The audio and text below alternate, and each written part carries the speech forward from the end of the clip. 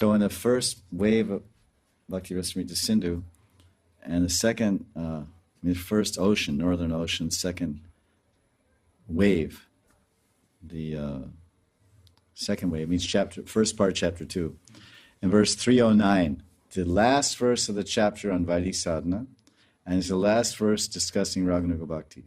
Before that, from verse 270, it's in English by Prabhupada, Nectar of Devotion. It's Bhakti and other places. I think Mahanidhi Swami also, I have myself in English. Maybe you have on your folio.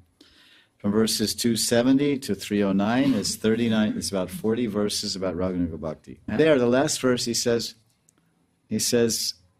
Bhagavan Karunya Va Bhakta Karunya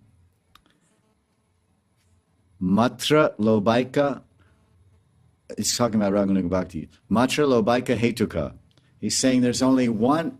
Matra means one. Hetu means cause. Lob means greed.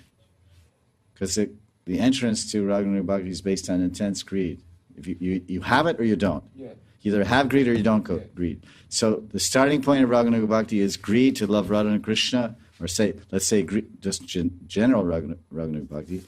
Raganuga Bhakti is based on the greed to love and serve Krishna like one of his Brijvasi associates.